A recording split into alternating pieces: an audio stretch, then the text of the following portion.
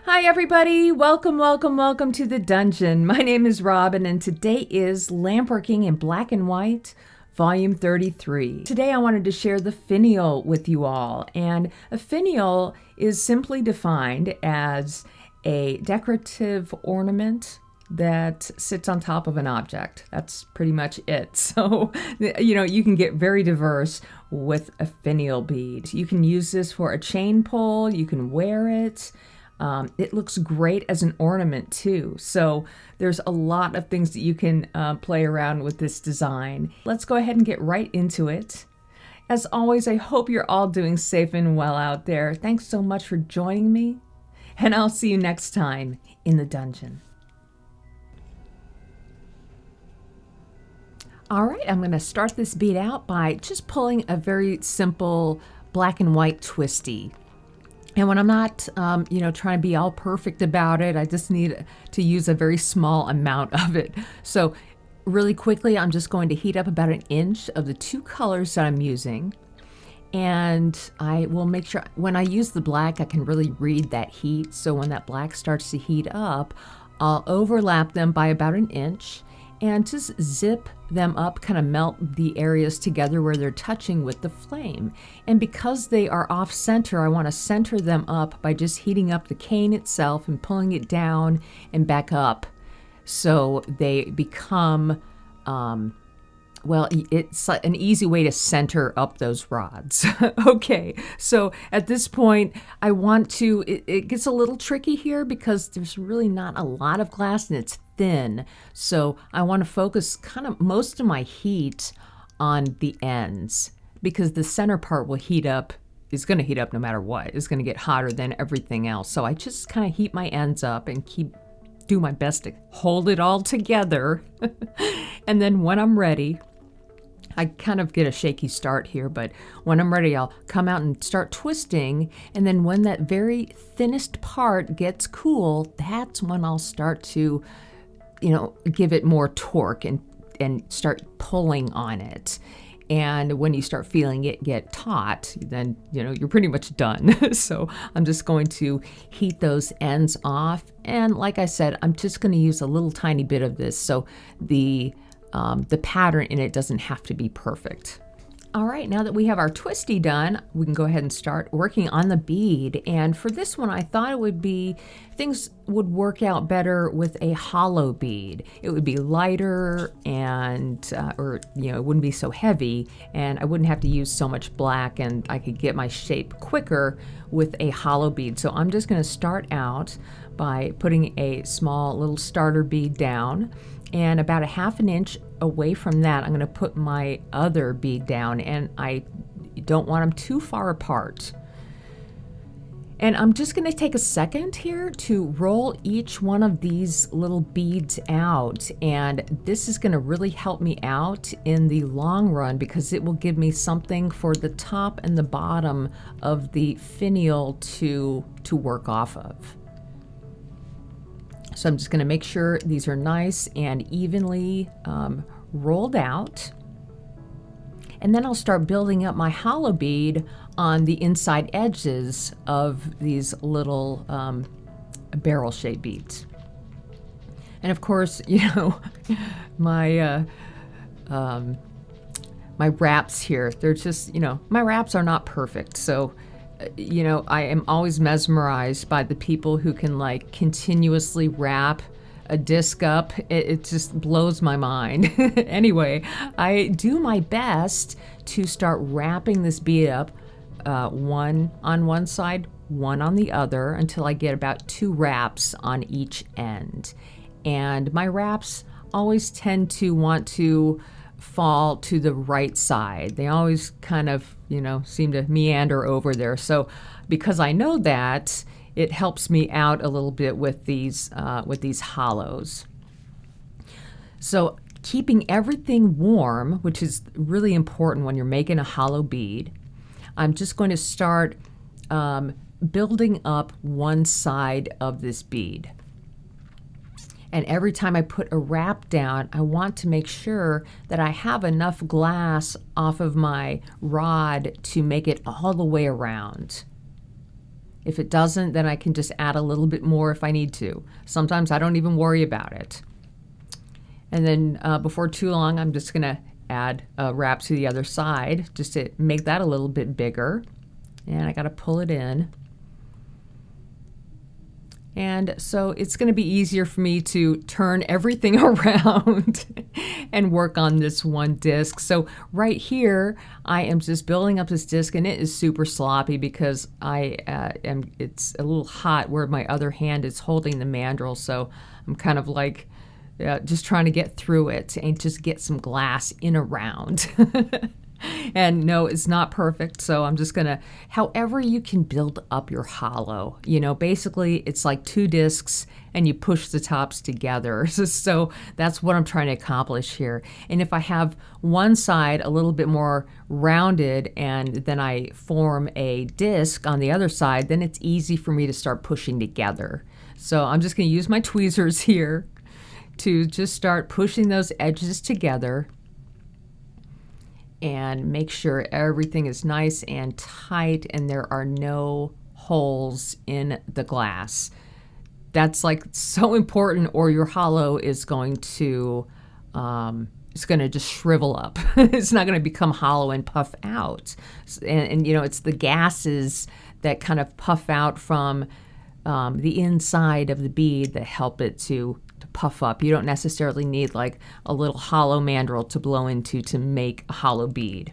So just to be on the safe side, I'm just going to wrap the whole equator here with some more glass because I need to make sure that it is indeed solid all the way around.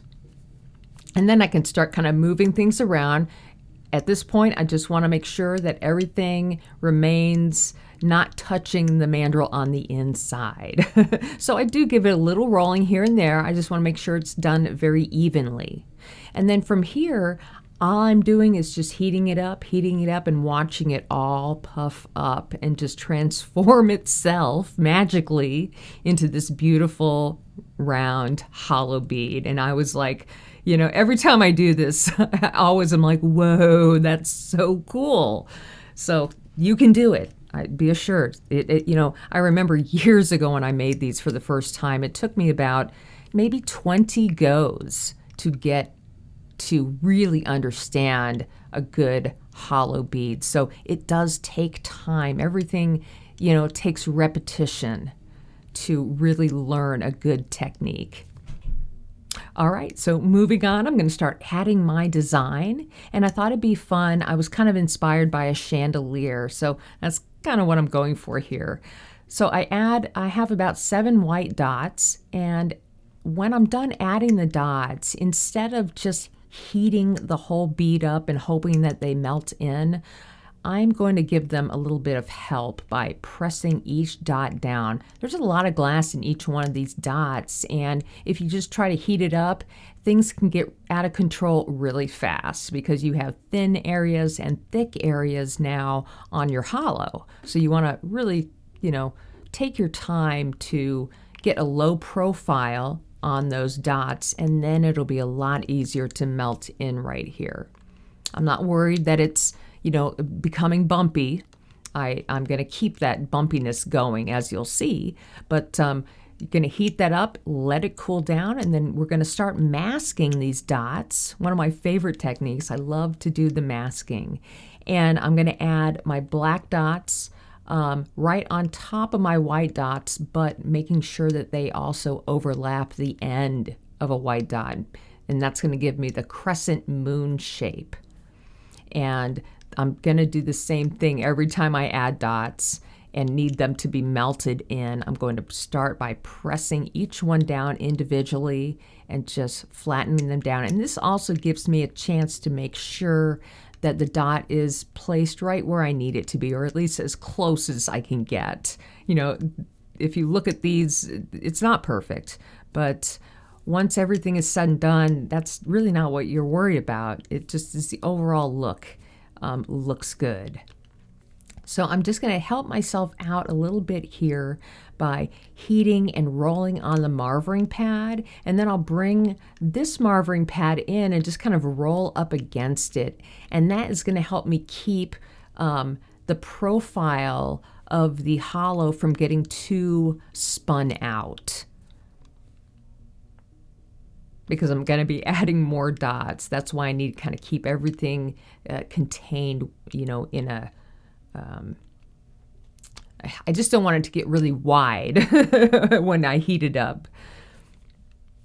All right, so I like what's going on here, and I'm happy with this. Everything is melted in just enough, and I'm going to flatten, not flatten, but roll it out a little bit to get a flatter profile there so I can add my next row. And you can add this next row where those two crescents meet, or you can add them right into the center. And that's what I'm going to do here. So I end up with 2 layers of these little crescent moon swaggy looking shapes. And I'm using a smaller, I'm using a stringer there for smaller dots.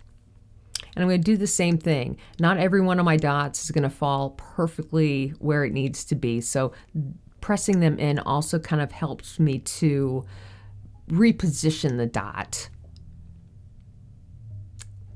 And then let's just speed things up a little bit here and go a little faster, and you can see those dots spreading larger and larger as I'm heating and pressing them down.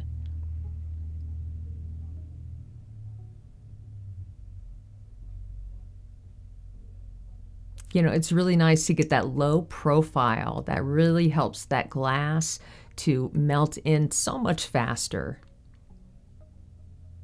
And this is kind of a good time to look and see what's going on here.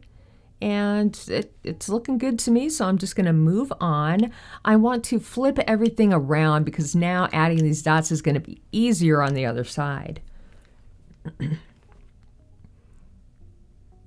And this time I'm kind of finishing these dots off by, again, covering up half of that white dot.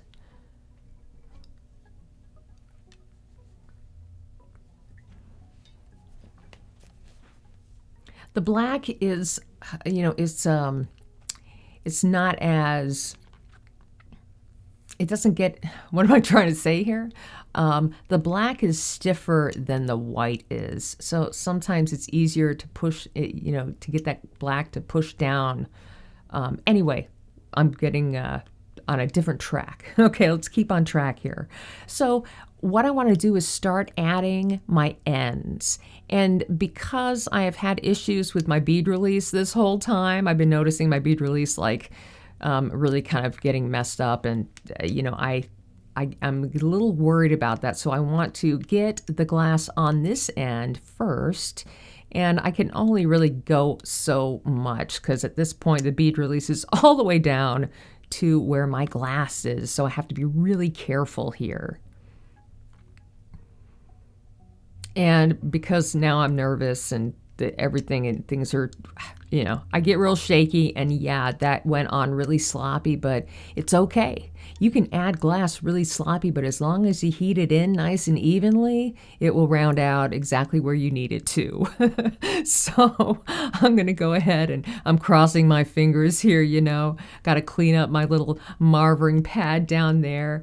And I'm just going to start to heat that bit of glass up into just a ball, a nice hot ball, and then I'm going to roll it out and just give it a little bit of a taper. That's about all I can do on that, and then I'm just going to move on. Okay, so I'm going to heat up the whole bead. Remember, you want to keep that hollow part of the bead warm the whole time, or it might crack on you. So be super aware that you need to keep that hollow bead warm. So I'm just going to start adding kind of a nice big round bead to the end here, to the very end. And I like to have that nice cinched in area where the hollow bead is as well. That kind of really accentuates the pattern here. Heating everything up and just giving it a nice heat as that little end cools off. And then when it's cool enough, I can add my next bead. And this will be the very top bit of this finial. And because I want to have a nice taper, I'll use, you can use your marvering block, you can use a little butter knife here, anything. You just want to have it tapered so it has a nice kind of pointed effect at the end. And then from there, I thought I was done with the other end, but, I just kind of like changed my mind real quick. And I thought that looked a little too stiff for that bottom bit. So I just wanted to give it a slight curve, like in the waistline area, just with this graphite rod. Just a little bit. All right, now that the shape of everything is done, we can go ahead and finish all of the decoration. And this is what I think really makes this look like just a beautiful black and white fantasy festive, it looks like a little tiny ornament to me. So I could see these in so many different colors and, patterns. I love glass chandeliers, and that's kind of what this whole design reminded me of. So I am going to start using kind of my own personally pulled out stringer here because I want really tiny dots. And it's just easier for me to use different size stringers depending on the size dot I need to lay down. Sometimes you can add all your dots, big and small, with the regular size rod, but at this point, I just want to make sure, I don't want to mess anything up. I want to make sure that I'm adding just the right size dot. And of course, when you're adding dots, you're just picking up the same amount of glass and dropping it every time. It just, if you're not really good at adding dots, things like this are really great to practice on. All you have to do is keep practicing. You just want to make sure that you're only picking up so much and you're just heating the end of that glass right in the edge of the flame, just until it forms ball, and then you're ready to drop it on your glass or to put it on your glass. And I always make sure that the distance from my flame to where I'm adding the dot is as short as possible without overheating the bead or melting anything down. All right, so I'm just going to kind of get in that crease. I want to make sure that all of the dots are about halfway melted in. I don't want there to be any undercuts on any of these dots. It will be very easy for them to break off if there is. So make sure that if you're adding a lot of dots that you want raised up like this, that you are well heating them in. But yeah, I say that, but when you're working with colors like white, they will melt on you before you can blink. All of a sudden they're melted in and it's like, oh no. So you always want to make sure that if you have a really soft color like white, right before it gets to the point of you saying, oh no, then you take it out of the flame. Because it does continue to melt in a little bit after you take it out of the flame because that glass is still heating itself for a couple seconds. Anyway, let's get to that very first little stringer. I'm going to just decorate these two edges with my stringer. And when I add the stringer like this, I don't really worry about those edges, coming together perfectly with the twisty. I just add the twisty in my wrap. And then when one end meets the other, I just give it a little twist and yank it off. I mean, that's pretty much how I roll with the whole twisty thing. I don't get, I try not to get weird about them coming together perfectly. But if you want them to, then you will have to cut off one end and gently bring it to the other end. You can get very precise if you want. All right, so there's just a lot of heating going on here. I want to make sure that the bead is happy, that the top and bottom parts of the finial are happy, and that the twisted cane is melted in just enough. Again, even the twisted cane you want melted in halfway so it doesn't, no parts of it will pop off on you. And then here at the end, I'm just going to add a couple black dots on top of those white dots because I just kind of felt like I almost added too many, and I was just seeing I needed to break it up. Break it up. And that is about it. I'm just going to make sure that everything here is nice and warm before I put it away. And we are done. And I'm so happy that I could bring this to you guys this week. Literally, it was Tuesday and I didn't know what I was going to make. So I am happy to share it with you guys. And I'll see you next time in the dungeon.